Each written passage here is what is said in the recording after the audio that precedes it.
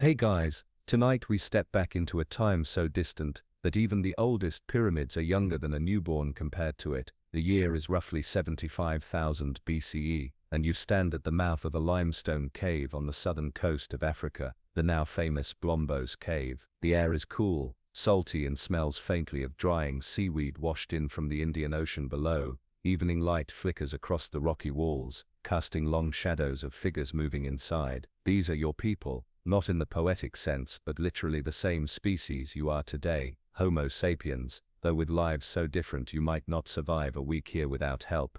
You probably won't survive this, but for tonight you're just visiting. You hear the soft clink of stone tools being tapped together. A woman sits cross-legged by the fire, her hands turning over a small curved seashell. Beside her, a young boy stares wide-eyed, watching as she picks up a pointed flake of stone and begins to scrape at the shell's edge. These people are making something the world has never truly seen before, a necklace, a string of beads, a thing not for eating, hunting or shelter, but for meaning. This is not survival in the ordinary sense, it's survival of identity. Before we go further, here's a little challenge for you. Since we're talking about the first necklace, imagine what object you'd wear today that could still be found and recognized 75,000 years from now. Post your answer along with your location and local time in the comments. Let's see how timeless your style really is. And as we explore the world's first adornments tonight, remember, in a time before history, before writing, before even farming, a necklace was more than decoration, it was a message carved into the very bones of the earth. Let's follow that message, bead by bead, back to the moment it began. The evidence for the earliest personal adornments comes from archaeological sites like Blombos Cave in South Africa, where scientists uncovered 41 small marine shell beads that had been intentionally perforated. Each of these beads, tiny, oval shells of Nacarius cryochinus, bears signs of deliberate modification, holes drilled with sharp stone tools, edges smoothed by handling, traces of red ochre staining their surfaces. This is not random debris from meals, this is human handiwork, and it's deliberate. In your hands the beads feel light but solid, their surfaces are slightly glossy from wear, like pebbles rolled in a tide pool. Archaeologists date them to around 75,000 years ago, using advanced methods like optically stimulated luminescence, which measures when sediments were last exposed to light. That means these tiny artifacts are more than 3 times older than the first cities, older even than the last ice age's peak. The choice of shells isn't random. In the coastal environment of Blombos, Nacarius cryochinus shells wash up in tidal pools and along beaches, but the perforated examples are not just picked up by chance. Many of them come from inland parts of the cave, far from where living shellfish would be processed for food. This suggests they were collected, transported, modified and possibly traded. If you kneel by the fire with the woman working in the cave, you can see the process up close. She holds a flake of selkrete, a type of stone available in the region, and places its edge against the shell. With small precise movements, she rotates the shell, abrading a hole near its edge. This is slow, patient work. A single perforation can take hours. The boy next to her yawns, and she smiles faintly, continuing the repetitive scrape, turn, scrape motion. The smell of burning wood mingles with the salty tang of the shells. What's striking here is the intent. Early humans were already adept at making tools. The tools serve immediate physical needs: hunting, cutting, scraping hides. A necklace does something subtler. It speaks. It announces something about the wearer. I belong here, or I am different, or I have achieved this. In the absence of language we'd recognize, visual symbols carry enormous weight. This leap, from purely functional objects to symbolic ones, marks a key moment in human cognitive evolution. It's one thing to survive in a harsh Ice Age environment, it's another to think about how you look to others, and to invest time in creating something that changes that. The earliest necklaces like these are concrete evidence of abstract thought, of identity, and of the deep social instincts that would one day give us everything from national flags to brand logos. Now in 75,000 BCE your clan probably numbers just a few dozen individuals. You all know each other intimately. In this tight-knit community, wearing something unusual like a string of gleaming shells immediately draws attention. Perhaps it signals your role as a skilled hunter, a healer, or a leader, or maybe it's a personal charm believed to hold protective power. The shells might have been chosen not only for their shape, but for their pale moon-like color, linked in some way to tides, fertility, or the spirit world. You run your thumb over a bead, and notice the faint red hue in its grooves. That's ochre, iron oxide pigment, also found at Blombos Cave in worked lumps with grind marks. This pigment was used for body painting, rock art, and in this case coloring beads. The red could make them stand out against dark skin or hide, catching light in a firelit gathering. Red is a color that draws the eye. Even now, our brains react to it more than to most others.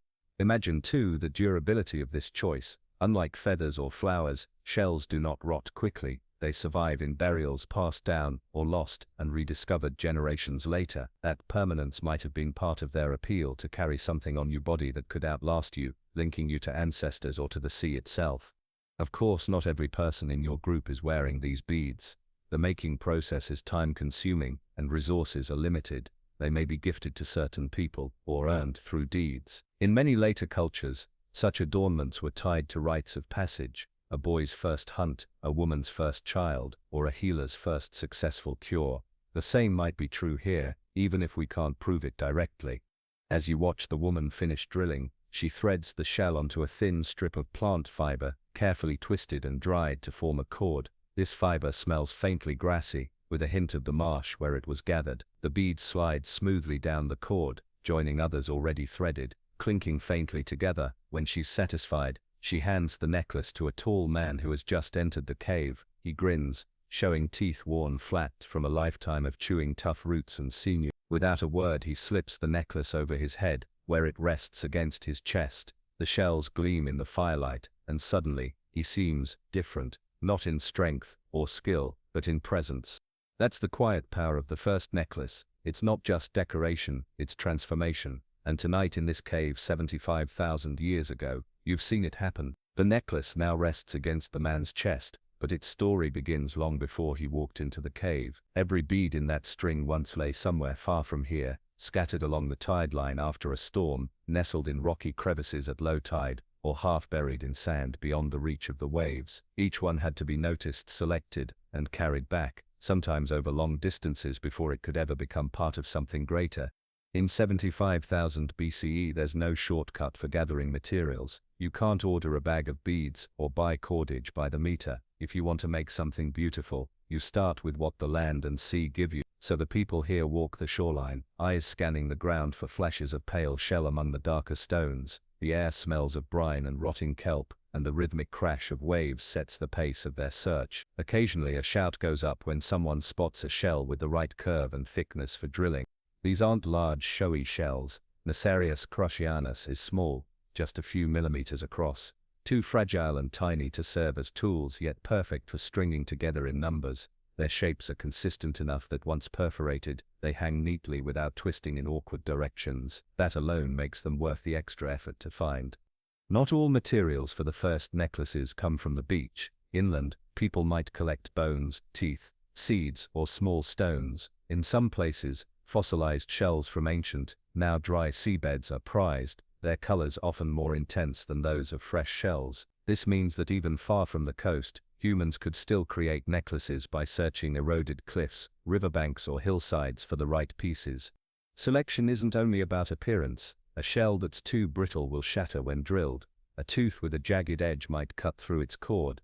A bead needs to survive not only the making process but also years of wear. This kind of knowledge, knowing which materials last, is passed from one generation to the next. Young gatherers learn to test a shell's strength by pressing it gently between their fingers, or tap it against a stone to listen for a clear, solid sound rather than a dull crack. Sometimes the raw materials themselves carry meaning. Imagine finding a leopard's tooth, dropped from the jaw of a predator your group once feared. Wearing it as part of a necklace might be a silent claim: I was there, I survived. In other cases, the origin might be less dramatic, but still significant. A shell collected from a beach visited on a long journey, or gifted from someone in another group you met along the way.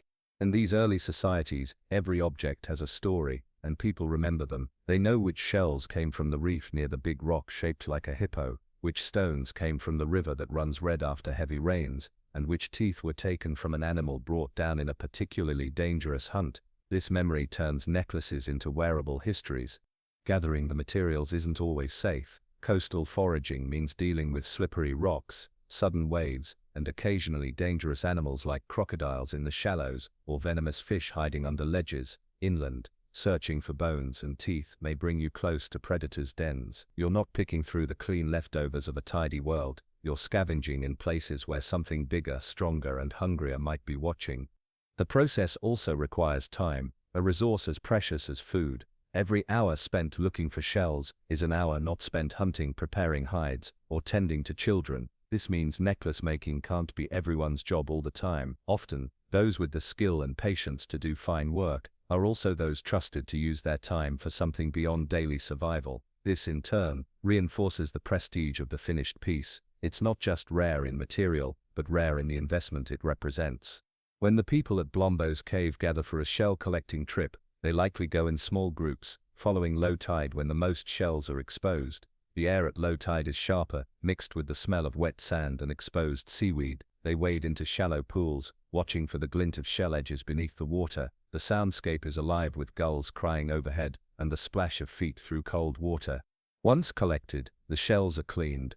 Sand and bits of organic matter are scraped out with sticks or rinsed away in the shallows. Some shells are naturally perforated by boring marine snails or erosion. These are quick wins. Others will need deliberate drilling later. Back at camp, the gatherers carry their finds in woven plant fiber bags or simple skin pouches slung over their shoulders.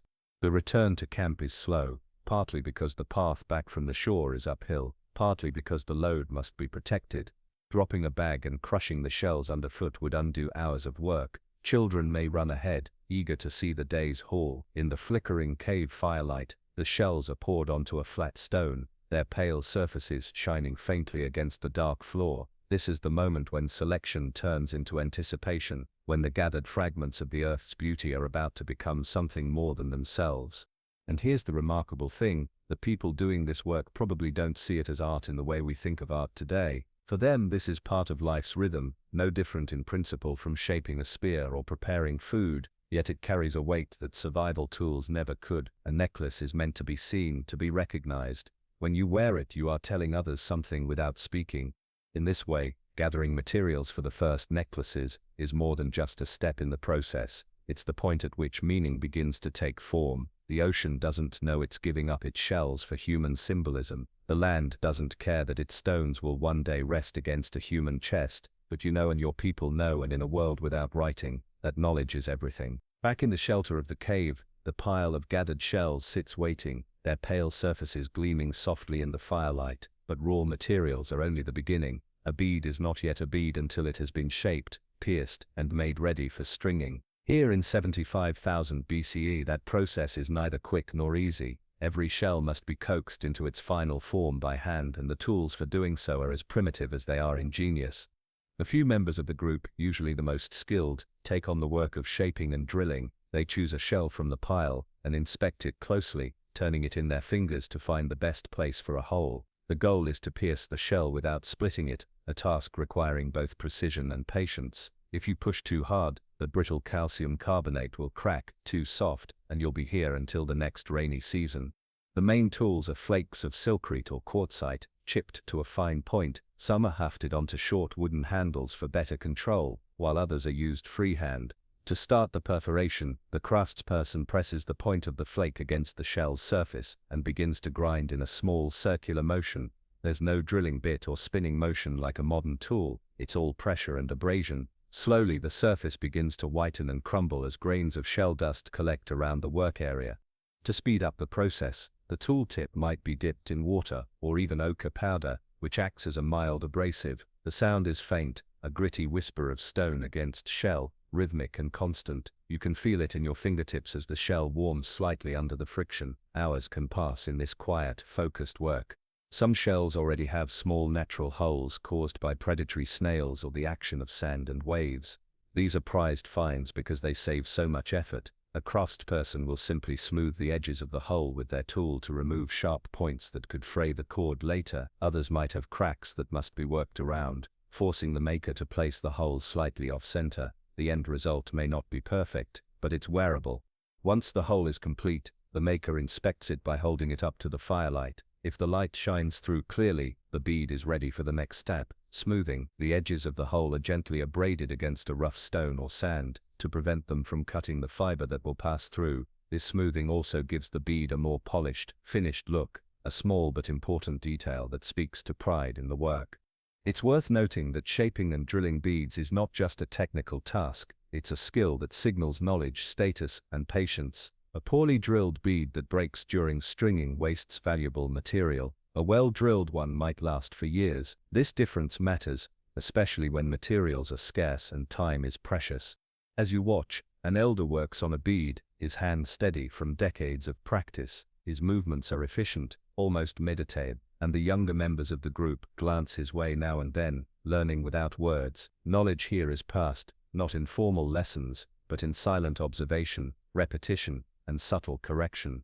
Shell dust drifts down onto the stone floor, catching in the cracks between rocks. This fine powder may later be swept aside or even reused in other tasks, like mixing with ochre for paint. Nothing here is wasted if it can be avoided. The smell in the cave is a mix of wood smoke, damp stone, and the faintly sharp scent of freshly worked shell. Occasionally the rhythmic scrape is broken by quiet conversation or a child's laughter, but mostly it's the sound of focus, the kind of work that draws you into a calm, steady rhythm where time is measured not in hours but in completed beads.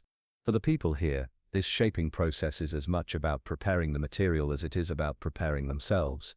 The care and precision invested in each bead transforms it from a fragment of nature into a human-made object. That transformation carries meaning. In a way, the first necklaces are as much about making as they are about wearing. And while a single bead is beautiful on its own, it's the repetition, dozens strung together, that creates the striking visual effect. A lone shell might be mistaken for a chance find. A whole string is undeniably deliberate. This is the point at which individuality and community meet, each bead shaped by a person's hand, but together forming a shared language of appearance. By the time a small pile of drilled shells sits ready, the light outside has dimmed to deep blue. The day's work is far from over, but the most delicate part, turning raw shells into beads, is complete. Soon the next stage will begin, figuring out how to bring these fragile pieces together into something that can be worn, carried, and shown to the world. The pile of newly drilled shells is ready, each one now a bead in waiting. But there's a problem to solve before they can become a necklace: how to hold them together. In 75,000 BCE there's no spool of thread, no metal wire, no clasp from a marketplace. If you want something to hang around your neck, you have to find a material that's strong, flexible, and most importantly, available right here, right now. The people of this time turn to what the landscape provides.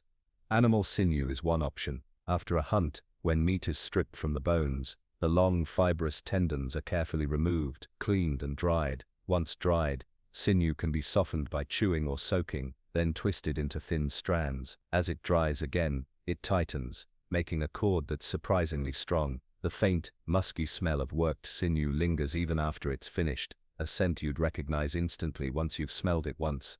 Plant fibers offer another solution. Certain grasses, reeds, and inner bark strips can be split and twisted together. Some plants produce long, stringy fibers that can be plied into cord using a simple rolling motion against the thigh. If you try it, you feel the plant's roughness soften as it twists, each strand catching against the other until they form a rope no thicker than a finger. This kind of cordage smells faintly sweet and earthy, a subtle reminder of the marsh or grove where it grew. Leather thongs are also used. Thin strips of hide, cut from the edges of animal skins, are stretched, scraped, and sometimes rubbed with fat to keep them supple. They're bulkier than sinew or plant fiber, but their durability makes them ideal for heavier pendants or larger beads. The choice of stringing material depends on availability, the maker's skill, and the intended use of the necklace. A fine strand of sinew might be reserved for an item worn on special occasions, while plant fiber cords could be made quickly for everyday wear. Some necklaces may even be restrung over time as cords wear out or new beads are added. Threading the beads is a task that demands care. The drilled holes are small, just wide enough for a fine cord to pass through. The maker might moisten the end of the cord, twisting it to a point for easier insertion. Each bead slides down with a faint tick as it meets the ones before it. The sound is soft, but in a quiet cave you notice it, like rain tapping gently against stone. Sometimes the beads are threaded in a pattern, alternating colors, sizes, or materials. A necklace might start with pale shells at the back, then shift to darker, ochre-stained beads at the front, where they'll be most visible. Patterns don't happen by accident. They require forethought, deciding which beads should sit where, how they'll look against the wearer's skin, and what kind of message the arrangement sends. In some cases, the cord might be doubled back to pass through a bead twice, locking it in place, or knots may be tied between beads to space them evenly. Knots are simple, but here, each one is made without the benefit of metal needles or modern precision. They're small loops of fiber, pulled tight with a twist of the fingers. The process isn't purely functional. As the necklace takes shape, people gather to watch.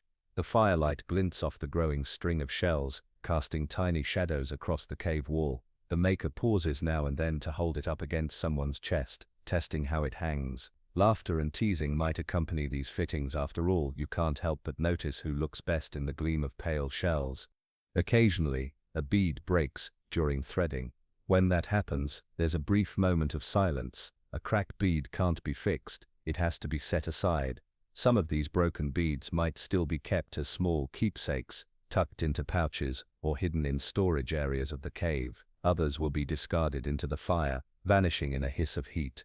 Once the final bead is in place, the ends of the cord are tied together in a secure knot. The knot is simple but sturdy, pulled tight and sometimes dabbed with sticky plant resin to keep it from slipping. There's no clasp to undo, you put it on by slipping it over your head.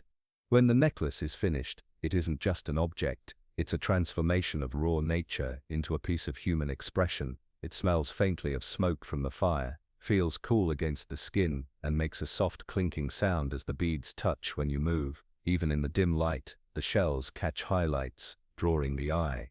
And here's the thing, in a world where everyone owns roughly the same basic tools and wears similar clothing made from hides and plant coverings, a necklace stands out immediately. It marks you, people remember it, they remember you. It's no wonder then that from this moment onward, necklaces in all their forms will never disappear from human culture. They've found their place as both ornament and signal stitched into the very fabric of social life. Now that the necklace is complete and resting against its new owner's chest, it begins to take on a second life, not just as an object, but as a symbol. In 75,000 BCE, there's no written language, no coins, no banners or uniforms, yet there is still the human need to say, "This is who I am, this is where I belong, this is what I have done." A necklace becomes one of the few portable ways to make such a statement. When you step outside the cave into the cool night, the stars are scattered thick across the sky, and the air carries the low roar of the ocean below. The man wearing the necklace moves among his people, and every time he enters the firelight, heads turn. Some glance quickly and then look away, not out of shyness but out of respect. Others stare more openly, curiosity plain on their faces. The shell's pale curves stand out starkly against his dark skin, and the rough, earth-colored hide that covers his shoulders. Here, symbols speak louder than words. In a group where survival depends on cooperation, what you wear can convey status, trustworthiness, and reputation. Archaeologists studying later periods have found that such adornments often signal leadership roles, hunting prowess, or even alliances between groups. It's likely the same was true here. If you've hunted a dangerous animal, survived a long journey, or been gifted something rare from another clan, you don't hide that achievement, you wear it. The symbolism may go deeper still. Some beads are stained with ochre, giving them a rusty red color that contrasts with the natural cream of the shells. Red in many later cultures is associated with life, vitality and protection. In a world full of hazards, predators, disease, rival groups, anything believed to hold protective power is valued. Wearing red-tinged shells might mark you as someone under a form of spiritual or communal protection. Necklaces could also act as markers of belonging. If everyone in your clan wears similar shells, outsiders can recognize you from a distance. This could prevent conflict when meeting another group on the move, or signal quite deliberately that you're part of a powerful alliance. On the other hand, a necklace with unique or exotic materials might show that you've traveled far, met new people, or traded across long distances. It's not just the men who wear these symbols. Women too may have necklaces, though their styles might differ, perhaps in bead size, placement, or accompanying ornaments like teeth, seeds, or carved bone. For children, a smaller string of shells might be a protective charm, marking them as valued and watched over. Archaeological finds from later prehistoric periods show that even infants were sometimes buried with beads, suggesting the symbolism began early in life and continued beyond death.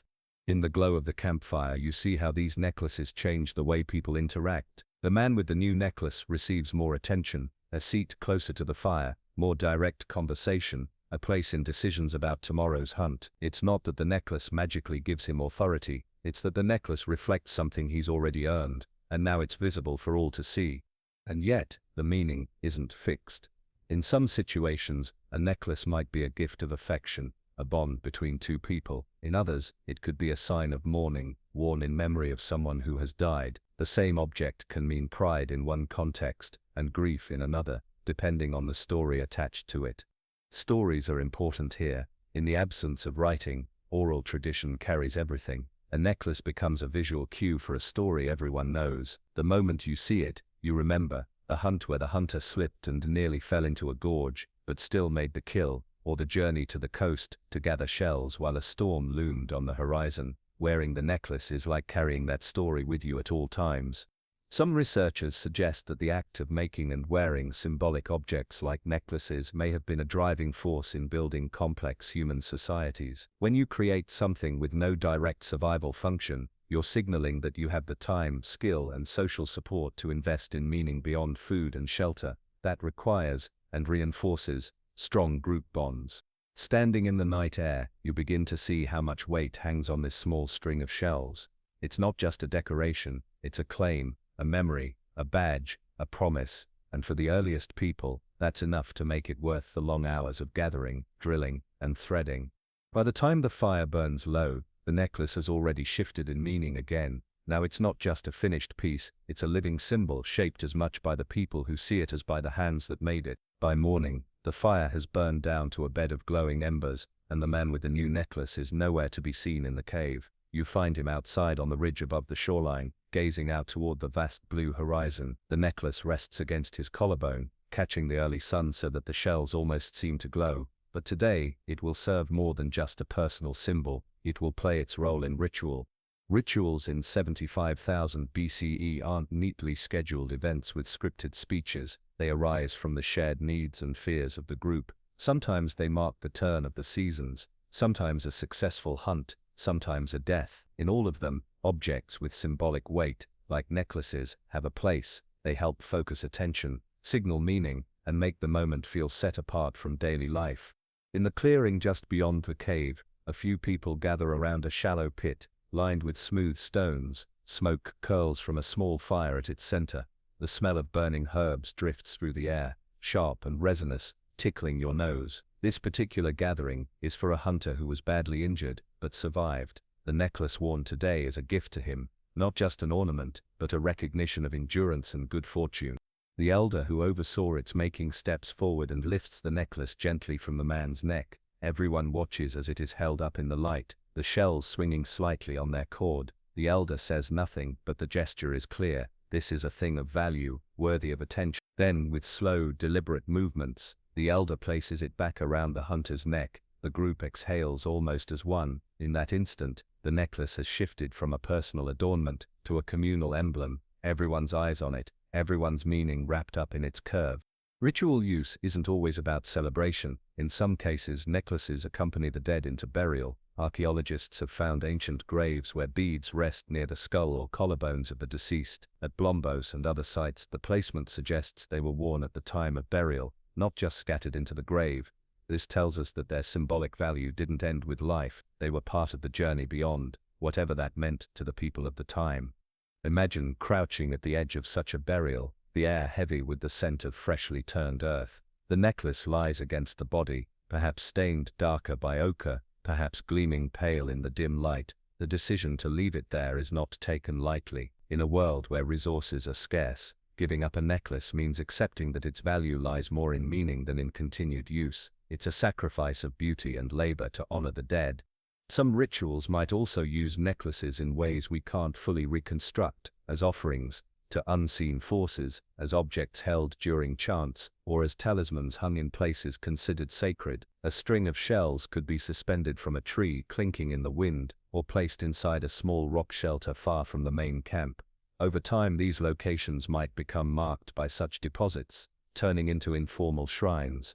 The use of necklaces in ritual suggests something profound about the minds of these early humans. They understood that objects could carry power, not in a magical sense we can measure, but in the way they anchor attention, memory, and emotion. The shells are still shells, but when worn in a certain moment in a certain place, they become something else entirely.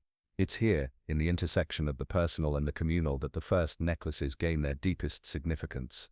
They are not just about looking different, they are about marking the times that matter, whether celebrating survival, honoring the dead, or asking for protection. The act of wearing a necklace is a statement that this moment is important. And when the ritual ends, and the group returns to daily tasks, the necklace does not lose that weight, it carries it forward. Every time the shells catch the light, they recall the fire, the words unspoken, the hands that placed it over a bowed head. The sun dips low, painting the horizon in gold and crimson, and the necklace at the hunter's chest shifts once again in meaning. By now, you've begun to notice something subtle. Not every bead here was gathered nearby. Some look just a little different, a slightly larger curve, a shade of cream that leans toward gray, a texture worn smoother than the rest. These details hint at a hidden truth of early human life. Materials, and the objects made from them, often traveled far beyond the hands that first found them. Archaeologists, studying ancient beadwork from sites like Blombos Cave, have discovered that some shell types don't match the local environment. They may have come from beaches dozens, even hundreds of kilometers away. That means they were either carried by the original collectors over long journeys, or passed along through exchanges between groups. In either case, it suggests that the first necklaces were not only symbols within a community, they were also part of a wider web of contact. Picture it, two groups meeting at a riverbank, wary but curious. They speak in different dialects, but they recognize certain gestures, the offering of food, the open hand. One person wears a necklace, strung with unfamiliar beads, shells from a distant coast, or perhaps brightly polished seeds from a far-off forest. The object draws attention immediately. There is no mistaking its value because even without shared language, rarity speaks. Trade at this time is not about coin or contract, it's about mutual benefit and trust. You might offer dried fish, stone tools, or hides in exchange for a handful of exotic beads. Such exchanges aren't purely economic, they build relationships, alliances, and even obligations. If you've received something rare, you owe a measure of respect to the giver, and perhaps a willingness to share resources in the future.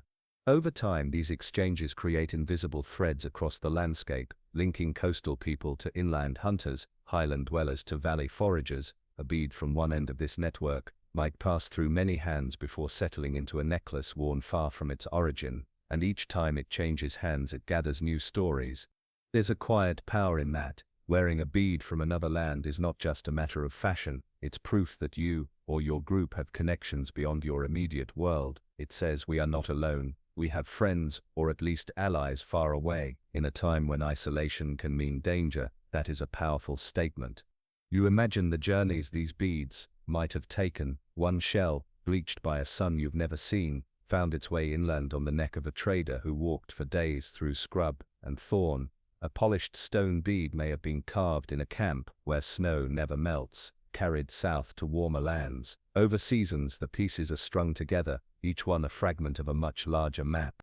The process of acquiring distant materials also creates opportunities for cultural exchange. People might learn new techniques for drilling beads or different methods of wearing them. Perhaps they see new patterns, alternating colors, graduated sizes, and bring those ideas back home. The necklace becomes not only a record of places but also of ideas shared and adapted.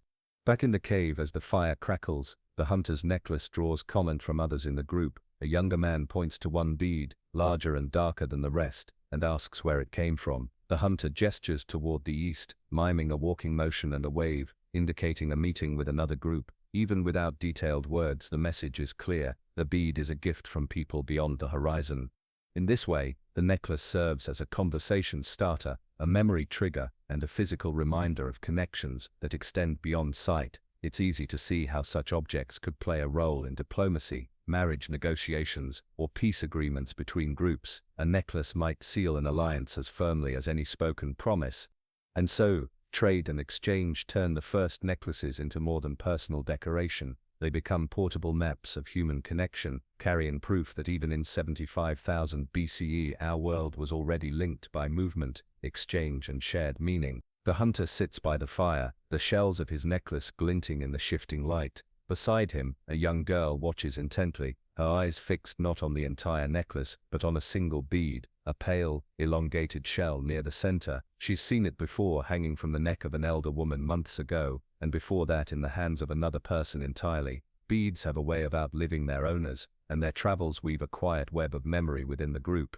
This is where the story of necklaces touches something deeply human: who wears them, and why. Archaeological evidence from later Stone Age sites, as well as interpretations of Blombos cave finds, suggests necklaces weren't limited to a single gender or age. In fact, the distribution of beads in burials hints at a surprisingly wide use. Men, women, and children could all be adorned. The difference was often in how they were worn and what they signified.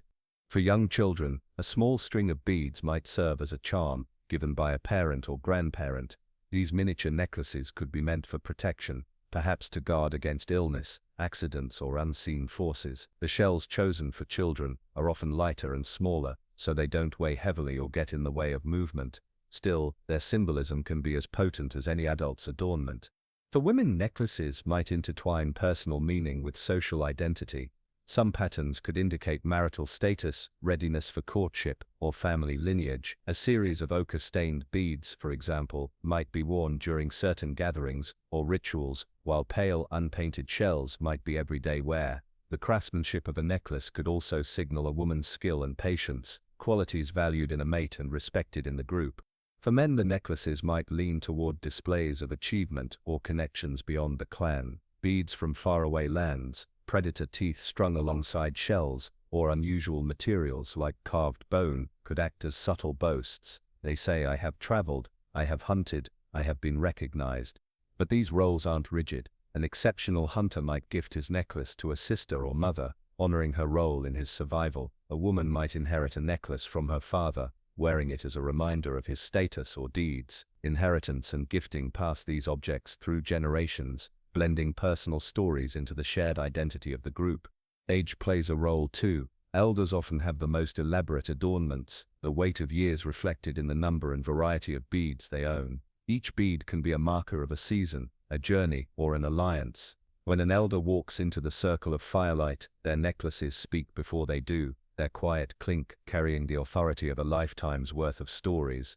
And yet, not all necklaces are public displays. Some are hidden under clothing, tucked close to the skin. These might be personal talismans, not meant for the eyes of others, but for the comfort of the wearer. A shell given by a parent, a bead from a first hunt, or a fragment from a necklace worn by a lost loved one. These are worn in private, carried through daily life as quiet reminders of connection. Gender and age distinctions also influence how necklaces are made. Cords for children might be thicker and stronger, so they don't break during play. Adult necklaces could have more fragile plant fiber cords, valued for their finer look but replaced more often. Certain colors might be favored by one group of wearers over another, creating subtle visual codes that an outsider wouldn't immediately recognize. In a small community where everyone knows everyone, such details matter. A necklace is never just decoration, it's a message that people around you can read. And even without a written language, those messages are understood, the way we today can glance at a wedding ring, a military medal, or a school uniform, and instantly gather information about the wearer. By the time the fire dies down and people drift to their sleeping spots, the hunter's necklace has passed through many hands for examination. Children have traced the smooth shells with their fingers. Elders have nodded in approval at its craftsmanship. A woman has quietly asked to borrow it for an upcoming gathering. In all of this, the necklace's value has grown, not because of the shells themselves, but because of the way they fit into the group's living web of relationships. Morning light spills into the cave, and the small community begins to stir. The necklace, still worn by the hunter, sways gently as he bends to pick up his spear. But today, it will share the stage with other forms of adornment, because the first necklaces were never alone in humanity's early experiments with self-decoration. Necklaces were part of a broader visual language that extended beyond the neck. You notice a woman near the fire who wears beads sewn directly onto the edge of her hide garment. These shells are smaller than those on the hunter's necklace, stitched in a neat line that catches the light when she moves. They clink softly when she walks, a sound almost like distant rain. This is more than decoration, it's mobile identity, announcing her presence without her speaking a word. Another man sits cross-legged, fastening a strip of beads around his wrist. This early bracelet is made from the same shell type as the necklace, but arranged in a tight spiral pattern. The cord has been wrapped several times, and tied with a simple knot. Its placement on the wrist means the beads are constantly in motion, drawing attention during gestures and conversation. Further back in the cave, a youth threads beads onto a long cord intended to be worn as an anklet. Anklets serve a different purpose. They create a rhythmic sound while walking or dancing. In some later cultures, this becomes an integral part of ritual movement, and it's possible that even in 75,000 BCE, the sound and sight of anklets had symbolic weight, perhaps marking the steps of someone taking part in a rite or celebration. Beads also appear as hair ornaments. Thin cords can be threaded through drilled shells or small stones and then braided into hair. The effect is striking, especially when the wearer moves and the beads sway with them. This isn't just for beauty, it can signal age, achievements, or even readiness for partnership. Some adornments are more static. A hide pouch containing a few prized beads might be tied to a belt or worn slung across the chest. The beads inside aren't meant to be seen constantly, but their possession is still known. People will remember who owns which special pieces, and they'll know if you've chosen to display them or keep them hidden. Comparing these different adornments shows how early humans built layers of meaning into their appearance. A necklace could be paired with bracelets, anklets, or decorated clothing to create a full visual presentation. The combination might shift depending on the context: fewer adornments for daily work, more elaborate arrangements for gatherings or rituals. The materials also vary. While the hunter's necklace is all shell, the woman's garment edge includes a mix of bone beads and seeds polished smooth. The youth's anklet incorporates tiny pebbles drilled into bead form, each one slightly different in color and shape. Every variation reflects both the available resources and the maker's creative choices. One particularly interesting example is a small strip of hide adorned with beads and teeth, worn tied across the forehead. It catches the light when the wearer turns their head, and the placement ensures that anyone speaking to them sees it immediately. This could be a forerunner of later headdresses, a way to frame the face and emphasize presence. In observing all these forms of adornment, you see a truth about the first necklaces. They were not isolated inventions, but part of a wider shift in human behavior.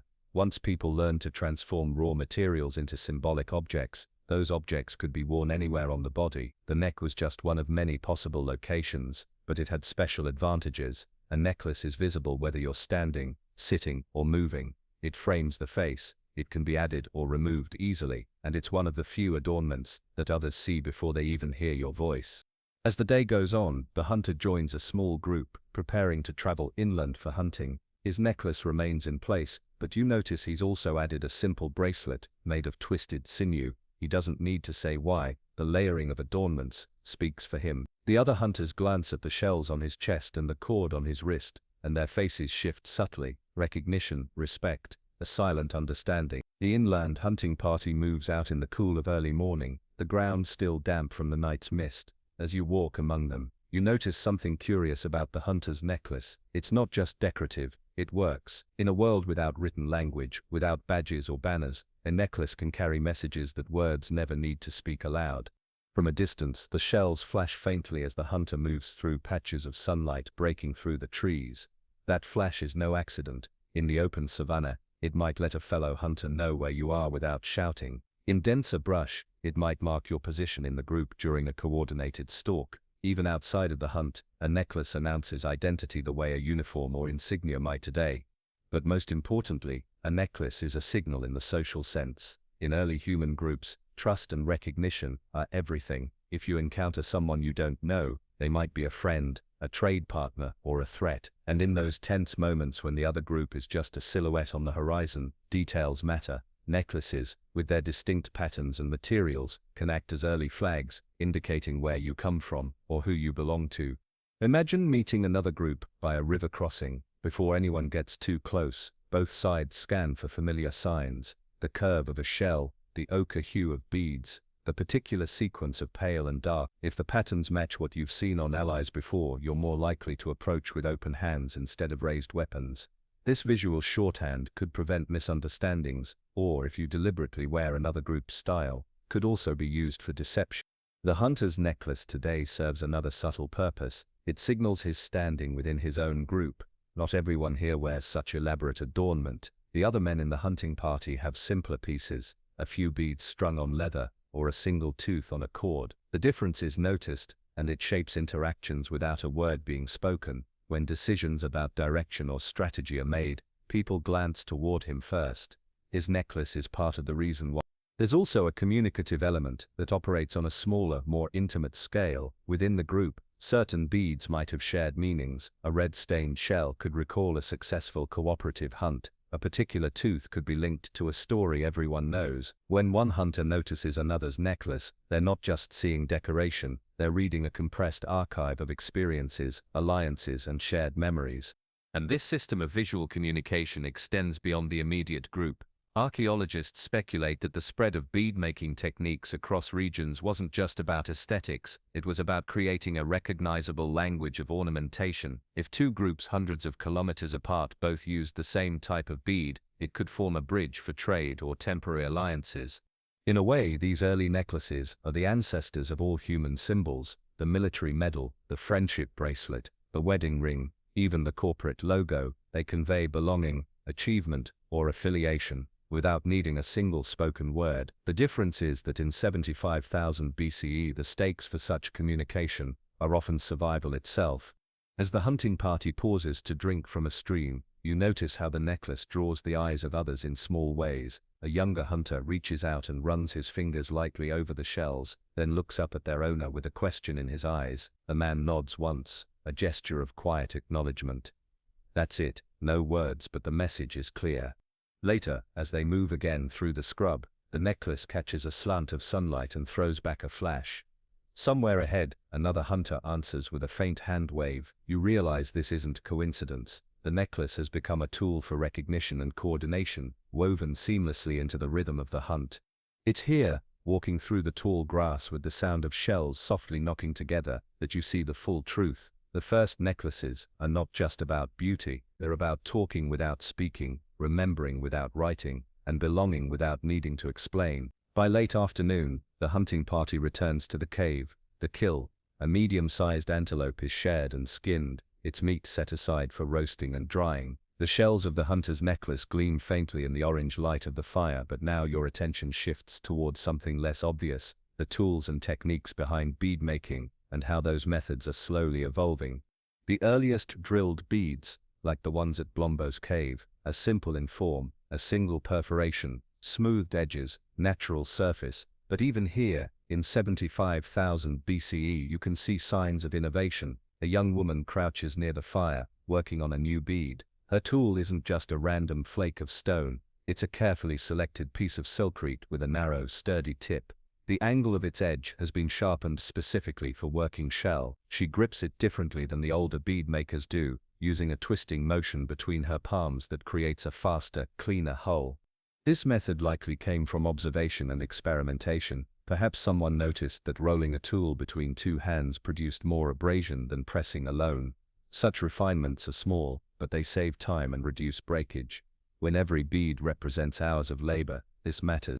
You also see another advancement: heat treatment of stone tools. In the embers near the roasting meat, a few pieces of silkreed have been buried. After a while they're removed, cooled and flaked. The heat changes the stone's internal structure, making it easier to chip into finer, sharper points. Archaeological studies show that heat-treating silkreed was practiced in southern Africa tens of thousands of years ago, possibly even here at Blombos, and that it may have been used for both hunting tools and delicate bead-making instruments.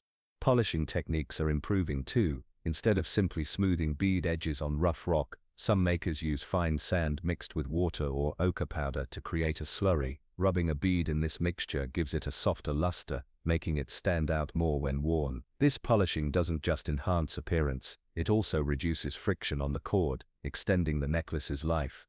Cord making itself is another area of subtle innovation. You watch as a man rolls two strands of sinew together, adding a third partway through for strength.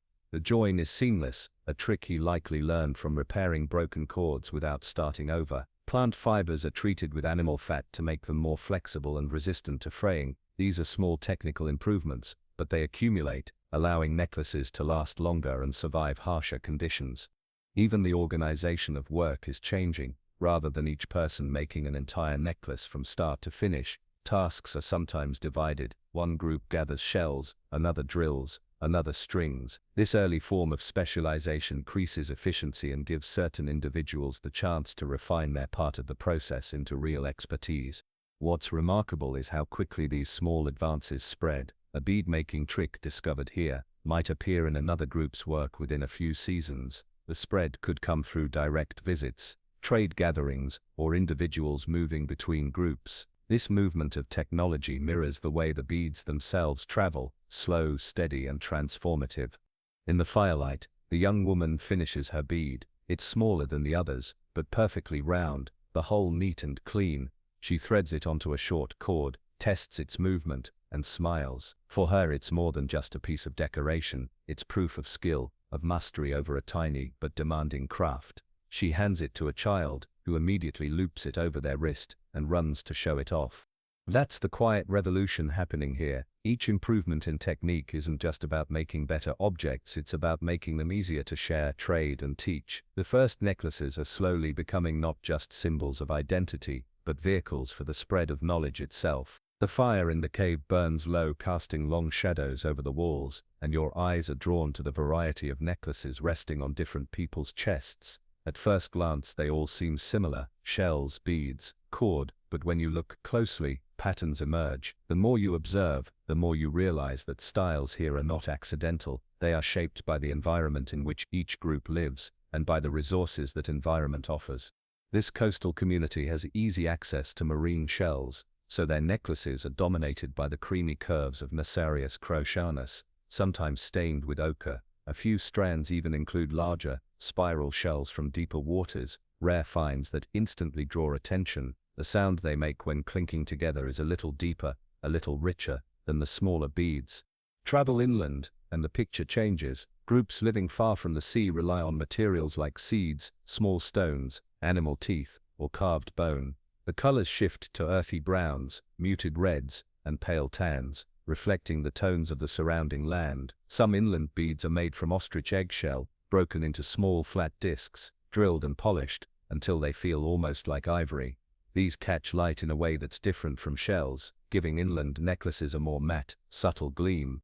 In colder, harsher regions, where vegetation is sparse and game is more critical to survival, necklaces might be heavier, with larger pendants like animal teeth or carved antler tips. These not only serve as adornment, but might also be talismans, a way of carrying the power of the animal into daily life.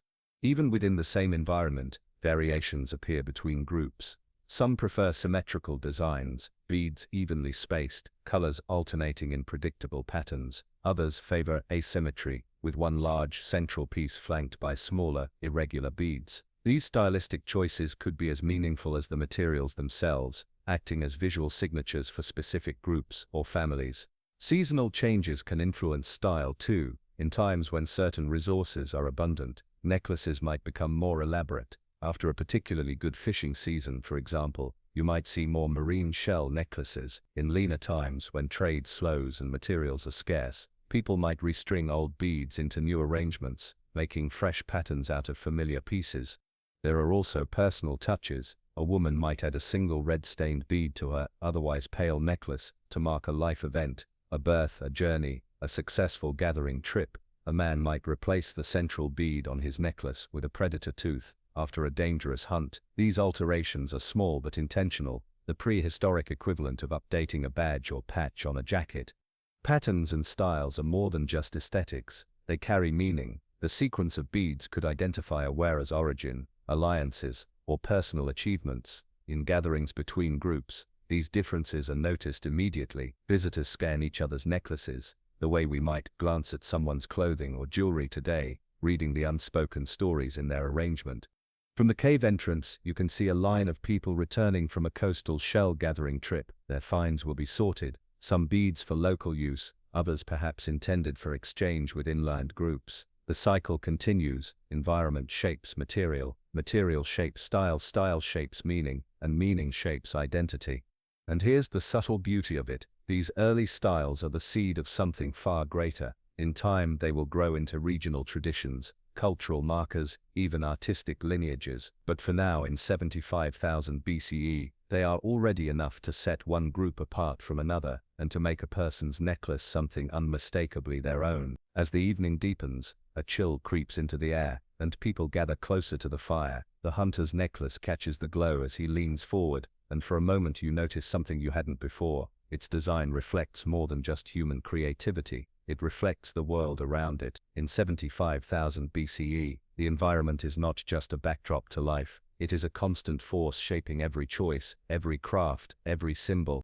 On the coast, where this community lives, the ocean is an endless source of material. The pale shells used for beads are shaped by the tides, smoothed by sand, and bleached by sun. Storms wash fresh supplies ashore, sometimes scattering hundreds of shells along the beaches in a single night. In calmer weather, beads are harder to come by. You must search tidal pools or pry shells from rocky ledges, risking sharp barnacles and the pull of the waves. The climate here is temperate, but even so the changing seasons affect necklace making. Warmer months mean easier access to the shore, and longer daylight for gathering and drilling. In cooler or stormier months, bead making shifts indoors around the fire, where the smell of smoke mixes with the sharp scent of worked shell. People pass the time threading, staining and repairing necklaces while the wind howls outside. Inland environments produce different designs entirely. In wooded areas, seeds and nuts with hard, drillable shells become common beads. These carry earthy browns and deep reds, reflecting the forest floor. In more arid regions, brightly colored stones, ochre, quartz, and even fragments of semi-precious minerals take center stage, their weight and solidity giving necklaces a heavier, more grounded feel. The animals of each environment leave their mark too. A predator's tooth from a successful hunt may be the centerpiece of a necklace in savanna or steppe regions. In coastal areas, fish vertebrae or small marine mammal bones might be strung alongside shells. These additions are never random. They carry the meaning of the animal's strength, speed, or other valued traits. Even the cords reflect environmental influence. Plant fibers are abundant in wetland or river areas, while sinew is favored in regions rich in game animals. Leather strips work better in drier climates where plant fibers might become brittle, and resin for sealing knots is more common where certain trees or shrubs grow. The environment also affects how necklaces are worn and displayed. In open sunny landscapes, pale shells can flash in the light, making them highly visible from a distance, a useful quality for recognition or signaling. In dense forests, brighter pigments like red ochre or black charcoal stains stand out better against the greenery and shadows, so beads may be deliberately colored to maximize their visibility in that setting. Over time, these environmental influences form visual identities for each group. A person's necklace tells you not only about their achievements and relationships, but also about the land they call home. The sea-worn shells of the coast, the sun-bleached stones of the desert, the polished seeds of the forest, each speaks of a life lived in a particular place, shaped by its challenges and its gifts. This connection between adornment and environment is so strong that centuries later, when archaeologists uncover beads in the soil, they can sometimes trace their origin to a specific type of coastline, riverbank, or geological formation. The necklace becomes a time capsule, preserving the signature of a vanished world. Back in the cave, the hunter tilts his head, and the shells at his throat shift in the firelight. They gleam like tiny fragments of the shoreline, a reminder that even here, miles inland, the ocean still shapes his identity. And as he leans back, letting the warmth of the fire soak into his bones, it's clear that this necklace is more than just an ornament. It's a piece of the world, worn close to the heart. The fire burns steadily now, casting a warm, flickering glow over the circle of faces. As you look around, you can't help but think about what these necklaces represent beyond their immediate beauty or practical uses. They are part of a much longer human story, one that stretches forward thousands of years into every culture that will ever exist. But here in 75,000 BCE, that legacy is just beginning. Necklaces are more than decoration. They are among the first truly symbolic objects humans create. Before this, most tools and artifacts have clear, immediate functions: a spear for hunting, a scraper for hides, a vessel for carrying water. A necklace, on the other hand, is functionally unnecessary for survival, yet profoundly necessary for what makes us human, the expression of identity, belonging, and meaning.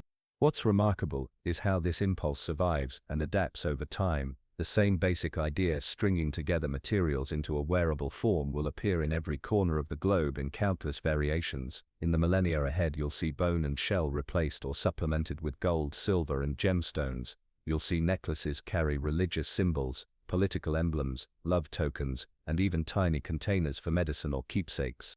But all of those later traditions can trace their roots back to this moment, to people sitting around a fire, threading shells onto a cord, deciding that they mean something. It's the start of a pattern that will define human culture, turning the materials of the earth into carriers of memory and symbols of self.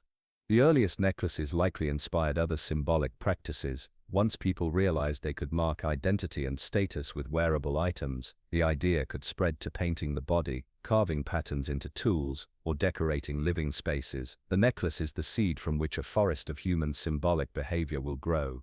In some ways, these early adornments may also have influenced social structures. A necklace could mark a leader, a healer, or a skilled hunter, visually reinforcing roles within the group. As generations pass, certain designs or materials might become reserved for specific positions, a proto-version of uniforms or regalia. That kind of visual hierarchy can make leadership visible at a glance, strengthening the cohesion of larger groups.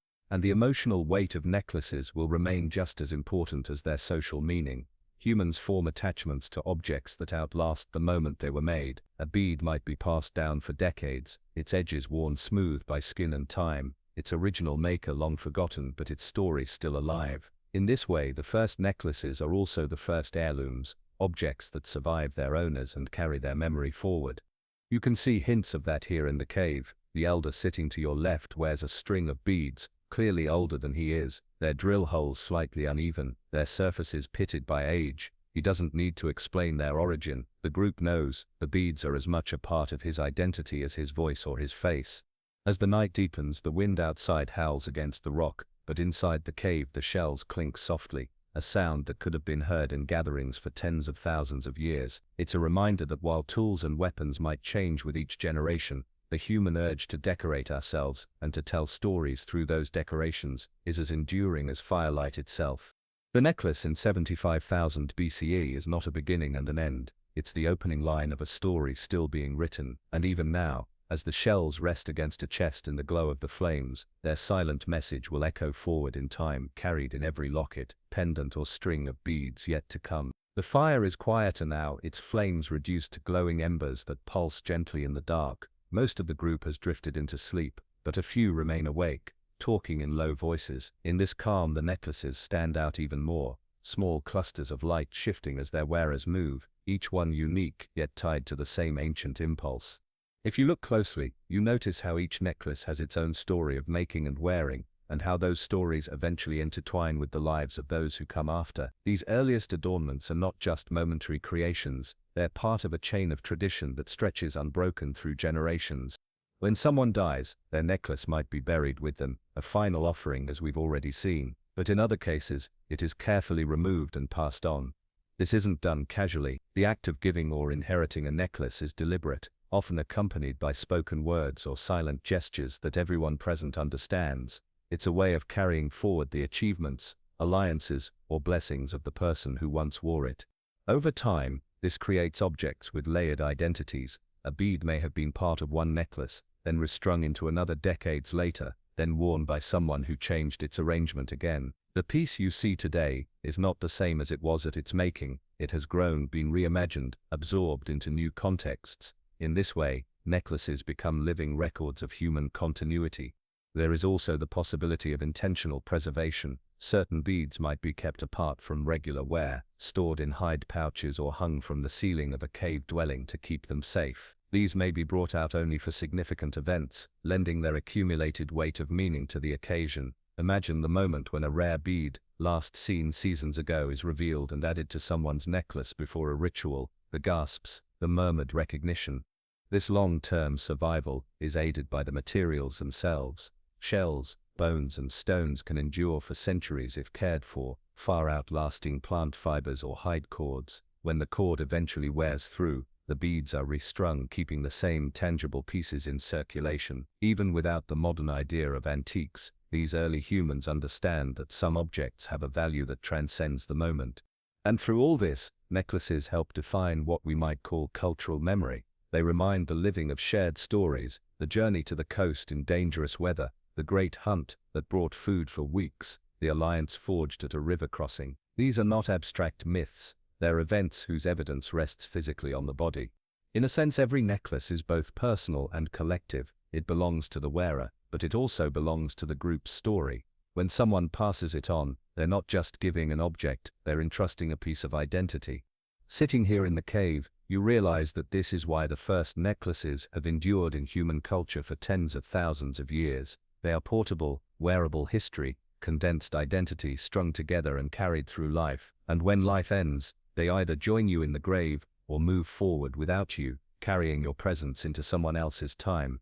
In this way, the beads at the hunter's chest tonight are not just shells drilled and strung by skilled hands, they are fragments of human connection, bound together in a form that will be recognized by people tens of millennia into the future, long after this fire has burned out. Morning light filters into the cave, pale and cool, revealing the forms of those still sleeping under hides and furs. The hunter's necklace lies draped across his chest, the shells motionless for now, but each one carrying a weight of stories and meanings that will outlast the day. Today, however, something different is happening. The making, wearing and meaning of these beads is about to cross the boundary between daily life and history. Outside, the air is damp with the scent of salt and wet stone. The tide is low, revealing wide stretches of sand and tidal pools glittering in the early light. A group moves toward the shore carrying pouches and small hide bags. This is not an ordinary gathering trip. The elders have decided it's time to prepare a necklace, not for daily wear but for a burial. In the days before, a respected elder had died, someone whose life spanned more than any young hunter could remember. He was a storyteller, a keeper of shared memory, and the owner of beads, older than most people in the group. His death leaves a gap that cannot be filled, but the group can at least ensure his memory remains tangible. On the beach, people search for the right shells. These are not chosen for quantity but for meaning. Certain shapes that the elder favored, sizes that match older beads he once wore, colors that stand out when stained with ochre. A child finds one with a natural hole and runs to show it, earning a nod of approval. Even in grief, the act of selecting beads is part of the healing. It draws people together in a shared task. Back at the cave, the beads are drilled with extra care, the sound of stone tools against shell sharp and steady. Some are stained red, others left pale. The cord is thicker than usual, meant to last even underground. Slowly, the necklace takes shape, a mix of newly gathered shells and pieces taken from the elder's old necklaces. This combination binds past and present in a way that words alone cannot. The burial itself is quiet. The group gathers at a shallow pit, dug into soft earth at the edge of the settlement. The elder's body is laid inside, wrapped in hide, with the necklace placed carefully around the neck. It rests against his chest the same way it did in life, shells catching the last rays of sunlight before they are covered by soil.